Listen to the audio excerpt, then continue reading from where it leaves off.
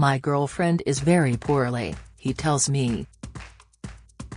I've been with her for 14 years, we've had our ups and downs, but I love that woman. I want to talk about this. People say it must be tough to go on stage right now, but I need it. I need Dr. Footlights to stop me from thinking about the bad things. I need to work, to take my mind off it, and I do that by making people laugh. Dr. Jack Daniels occasionally helps too. Middlesex-born Davro, 64, has been keeping audiences in stitches since the early 80s. Best known as an impressionist, Bobby is also a gag-telling comedian, an actor, and an accomplished pantomime star, a veritable show business renaissance man. Despite the hard-hitting machine gun rat-a-tat of his joke delivery style, Davro, real name Robert Nankville, wears his heart on his sleeve. It's not his place to talk about girlfriend Vicky Wright's medical problems, he rightly says, but he adds, I love her so much. She's a special person. Vicky's father was Wolves and England football legend Billy Wright, and her mother was Beverly Sisters pop star Joy Beverly. They were the Posh and Becks of the 1950s. Vicky did a stage show about her father in October. She did so well, she filled the theater in Cannock. The last few years have been rough for Bobby. He lost his beloved father, former Olympian Bill Nankville, in January 2021 aged 95, and lockdown hit him hard. COVID wiped me out, he says. I had to lose my business, I had to sell up and move home. Davro's work diary is fuller now.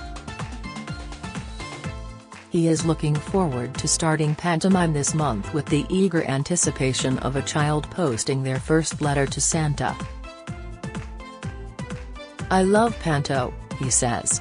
I can make whole families smile. You have to do material that the adults will get but the kids won't. It's very different from my normal act and I'm very proud of what I do. Bobby will be playing Buttons in Cinderella in Dartford, Kent, with former Union J-pop star George Shelley as Prince Charming and newcomer Ellie Jane Grant as Cinders. They should be worried. In previous pantos, Davro has dropped toy spiders on Cinderella mid-show. For Dick Whittington at Southend, he sent his dog, trained to lick its own privates on command, on stage to do just that during the leading lady's big romantic number. She was furious, but the audience laughed their socks off.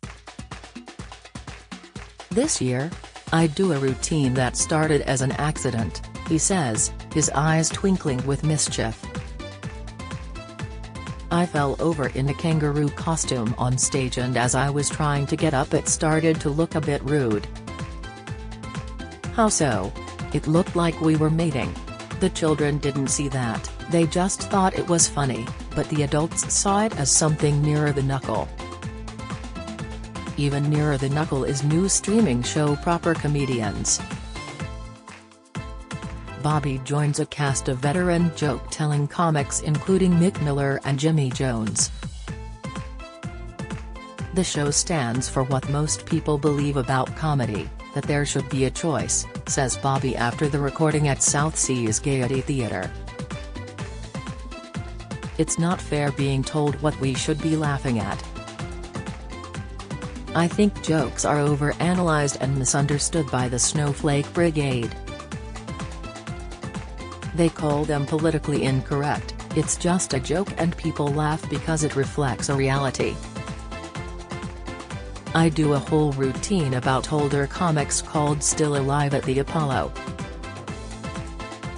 I'm not knocking modern comedians. I like Lee Mack, Peter Kay, Graham Norton.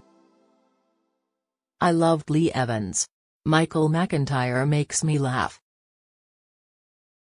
Alan Carr, Jimmy Carr, I even like Frankie Boyle, because he's as outrageous as Jim Davidson in a different way.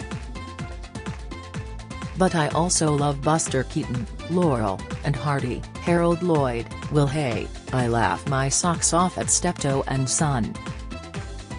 The only valid criteria should be, is it funny? At the show, the audience were rocking. All ages. Nobody walked out, nobody was offended. Davro mimics McIntyre and John Bishop, a lovely bloke, in his act. It's important for me to be as contemporary as possible, says Bobby, who was the first TV impressionist to pull off Julian Clary. But I won't apologize for stuff I did in the 80s and 90s because it was all acceptable then. It's all about taste. You might look at someone and think they're attractive and I might think they're not. It's subjective. Les Mis is brilliant, but I didn't enjoy it. Ken Dodd was a genius, but he didn't make me laugh like Freddie Starr did. If we all had the same taste, how dull would that be? Davro's talent for impressions was first noticed at school. He got the cane for mimicking his headmaster. As a trainee manager at a department store, he made staff chuckle with his "Are you being served?" takeoffs. He was working at his father's Davro discount stores when he decided to go semi-pro in the late 70s. His stage name Davro, taken from the shop, was a contraction of his and his brother David's names, Dave from David, Ro from Robert, Bobby. His big break came when he stormed ITV's Live at Her Majesty's in 1983. This led to a 6-year run of hit ITV Saturday night shows including Bobby's Sketchpad and Bobby Davro on the Box. He excelled at the Royal Variety Show in 1991, but his 1992 BBC One series Rock with Laughter was axed after critical flack. He's since moved on to reality shows like The Games, Dancing on Ice, and Celebrity Big Brother. Bobby has just filmed Celebrity Mastermind, answering questions on Gilbert O'Sullivan to raise money for the Woking and Sambir Hospice which cared for his late mother, Janet. The late 80s and early 90s were the golden years, he says ruefully. That's when I earned the most.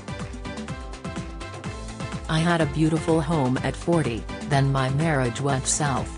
He and former model Trudy Jameson, the glamorous mother of his 3 grown-up daughters, divorced in 2003. Their split shattered his confidence, but Bobby bounced back when he joined EastEnders as Shirley Carter's love interest, Vinnie Monks. I should have got a BAFTA for kissing Shirley, he quips, adding quickly, a joke, Linda Henry's lovely. On stage, his singing impressions include Sting, George Michael, Elton John, Billy Joel, Tom Jones, and Julio Iglesias.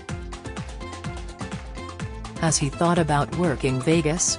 I did the ships for a while. The Americans don't like it if they think you, as a foreigner, are mocking their politicians. As soon as I did their presidents, they took offense. Who does this limey think he is? When he isn't performing, Davro loves fishing, playing snooker and spending quality time with his daughters. A devout atheist, he has a serious side. I'm fascinated by geopolitics, and YouTube videos on the natural world. I love Einstein, and I love astronomy. I'd do a wicked Stephen Hawking, and Brian Cox has taken over from Patrick Moore in my act. He also laps up Gaelic football in the World Cup action. South Korea are the only team who'll be back before their postcards, Bobby quips. Next year he fancies doing more acting. I did a play called Not a Game for Boys in 2015, Simon Bloch's 1995 play revived at the King's Head Theatre, Islington. That was a career highlight, along with meeting Robin Williams. Davro goes down a storm with younger comedy club audiences but says I still do some gigs that don't go as well as I'd like, especially corporate work because it's such a different audience, but I love a challenge. It's been a long time since I walked off stage in Blackpool to the sound of my own footsteps. I always say I got away with it. That's the story of my life. Bobby Davro stars in Cinderella at the Dartford Orchard from December 16. Proper Comedians launches on a stream later this month.